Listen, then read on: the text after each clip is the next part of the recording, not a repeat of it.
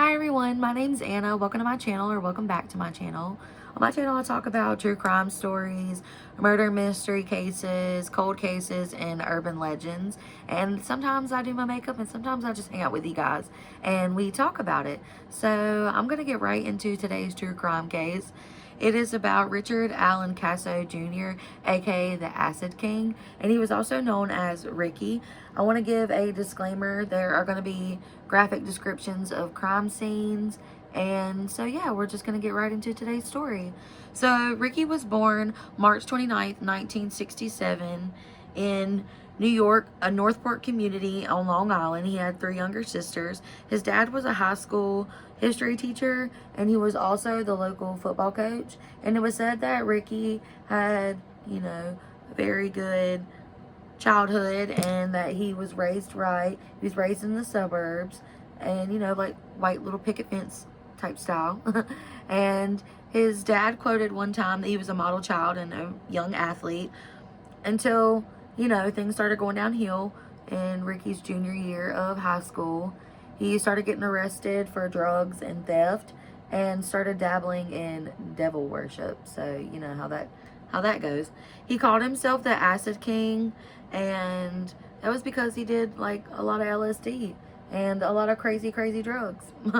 But his classmates stated that Ricky would go to cemeteries and smoke 10 bags of angel dust and try to contact the devil.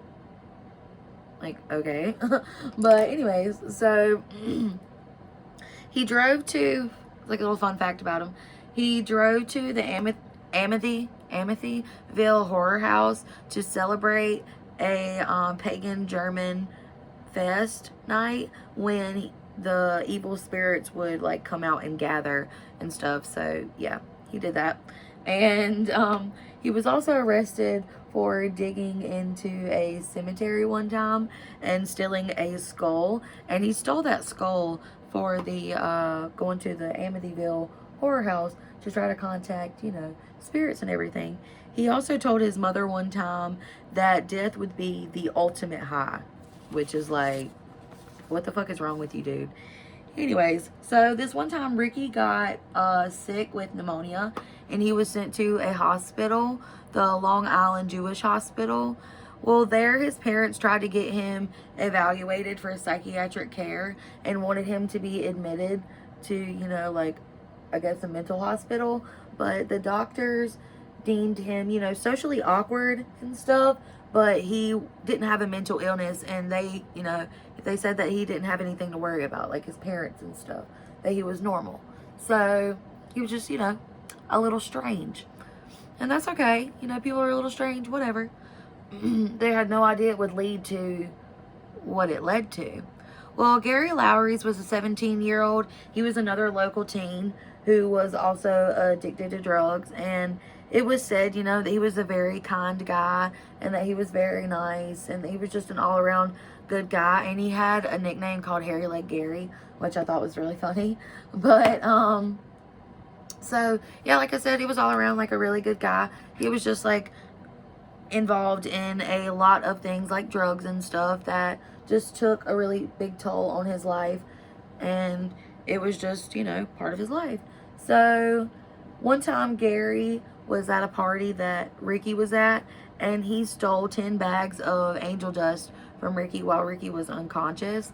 And he ended up giving 5 bags of it back and $50 because Ricky, obviously like threatened him and stuff. And Ricky would beat his ass like 4 other times for taking what he did from him. He just, was not letting it go. He was hanging on to what he had done to him. I guess it was like the ultimate, betrayal or whatever. So,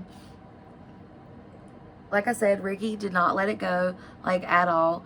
And one night on June 19th, 1984, Ricky Kasso, 18-year-old James Troiano, and 17-year-old Albert Quayanos. Sorry, I like completely probably just like butchered those names. But they lured Gary into the woods one night with the promise of getting high, and that's exactly what they did. So the boys, all 4 of them, they did LSD and they started a campfire They started it with like some clothes and stuff, like some of like a denim jacket and pants and everything as like kindling for the fire.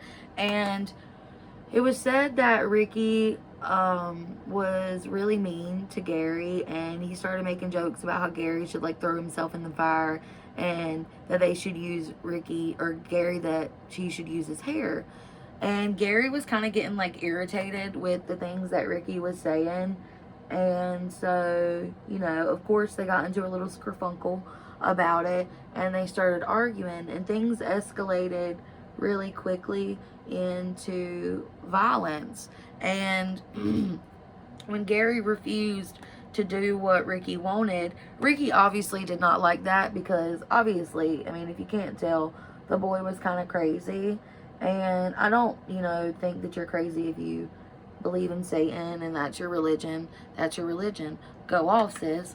But he was taking it a little too far. And so when Gary refused Ricky, they started to fight. While James and Albert, I guess they were just so high that they couldn't do anything, maybe. Or maybe they didn't want to do anything. It's, you know, it's not really known truly why they didn't interact or anything, but, you know, interfere. So when Ricky and Gary were arguing, Gary tried to run away from him, but sadly Ricky caught up to Gary and stabbed him in the chest and reportedly bit his neck like a fucking vampire, which I thought was like a little overkill, but whatever, go off. But Ricky insisted that Gary profess his love for Satan, but Gary obviously refused, because that's not how Gary got down.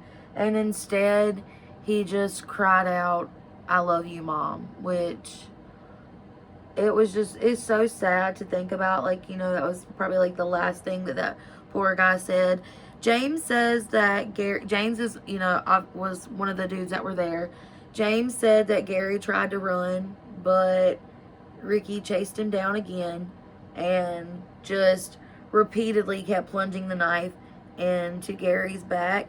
James and Ricky moved Gary's body. I have no idea what Albert was doing while all this was going on. It's not really said, to be honest, what he was up to, but it seems like James and Ricky were the ones that did most of like moving the body and everything like that. So James and Ricky moved Gary's body into the woods, and claims that after they found a spot, Ricky kneeled over Gary's body and started chanting something about Satan, which I'm sure in that moment James was probably like, what the fuck is wrong with this kid?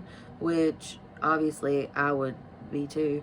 Ricky thought that he saw Gary move, so he freaked out and began to stab Gary repeatedly in the face over and over and over again, which just wow. But so James said that after they left, that Ricky, whenever they were walking out of the woods, Ricky was laughing about what had just happened in a very sinister and freaky way, and it honestly like scared James. And he was like, I feel like in that moment he was probably like, something's really wrong with this dude, and I was just involved with something very, very bad. But like I said, they were so high that some of the boys claimed that they didn't know if it was really happening or not, that it was, you know, like just a really bad trip. So Gary went missing all the time. So whenever he did, his parents didn't really like freak out about it, and the cops weren't called like right away. Gary, normally whenever he would run away, he would stay in certain places so people would know like where he was, so they didn't really worry about it that much. And things didn't start to be noticed until Ricky, of course, because he's fucking insane, started bragging about what he had done to Gary. He actually had the balls to take students and stuff out there to see what he had done to Gary's body. It was estimated that he took almost 30 classmates and students out there, and everybody was terrified to speak up because obviously they didn't want to be next, you know, like, I don't blame him for that. I would be scared too. But finally, a girl tipped off the cops on July 1st, and they found Gary's decomposing body in the Aztecia woods on July 4th, 1984. Gary's face was destroyed beyond recognition. His eyes were completely gouged out of his head, and that was from where Ricky had thought he saw Gary move, and he just repeatedly stabbed him over and over again until he made sure that Gary couldn't move again, which is really messed up. But yeah, so that's what he did. But the police found Ricky and James passed out in a vehicle in a parking lot. They were extremely hungover from all the LSD and other stuff that they had consumed the night before on the murder, or the night before. So, like, you know, they didn't even try to run or anything like that. And there's this infamous picture of Ricky where he's wearing an AC/DC shirt, and he's just got this really, like, deranged, crazy look in his eyes. And at this time when the murder happened, it was like the satanic panic. So rock and roll music like Black Sabbath, Ozzy Osbourne, and other bands were being related to Satan and Satan worship. And Ricky claimed to be a part of Knights of the Black Circle, which he claimed was a Satanist cult, a Satanist murderous cult at that, which it turned out it actually wasn't. It was just a bunch of high school teenage boys that liked music and liked rock and roll and were, you know, just down to do whatever, I guess. They had no claim with Ricky at all. It turns out that Ricky was not a part of their group whatsoever. Like I said, they were just a bunch of high school boys. They kind of got blamed for the crime, but it was proven, like I said, that they weren't part of it. So the town and the media went absolutely insane because of Ricky's story and because of how brutal it was, and that he was known for worshiping Satan. And, you know, it was believed that this was an act of, you know, the devil. And Ricky claims that the devil came to him as a black crow and told him to commit this murder. I think he was honestly just trying to seem as insane as possible, and that was his goal, was to scare people. He liked scaring people, so, you know, that's just what he did, and he was very, very good at it. A lot of people were freaked out by him, and this was like a suburbs, so white picket fence, goody two-shoe kids, so that's why it got so much media, because it was like, holy shit, you know, these crazy white kids committed this terrible murder in this suburbs. Like, if they can do it, anybody can do it. And like I said, they try to, you know, just relate it to rock and roll, but really it had nothing to do with that. And you know, it was really insane for the media. Like, they had a lot to cover on Ricky because he was just very easy at acting bananas. So this was a terrifying thing for people. It was later proven, like I said, that Ricky had no association with the Knights of the Black Circle. So, and I feel really bad for them because they got a bad name for association, like guilty by association, because Ricky tried to claim that he was with them. But James was acquitted of the charges because his lawyers and stuff argued that the teenagers were so high on drugs that there was no way that they could really recall what actually happened. And I just believe that that's a bunch of, you know, BS, because they knew what they did. I mean, clearly they did. Look, I'm not putting eyelashes on. They're being difficult right now. I'm not worried about it. But anyways, so the jury acquitted James, and Ricky, however, was arrested, and this is going to really make you mad. He did not end up spending any time in prison or anything at all for what he done to Gary, because 2 days after he was arrested, he was found in his jail cell, and he had hanged himself with his bed sheets. So obviously he was a fucking coward. I mean, you know, that was pretty obvious. And I feel bad for Gary's family because nobody served any time. Like, Albert was granted immunity in exchange for his testimony. I said it again. Testimony against Ricky and James.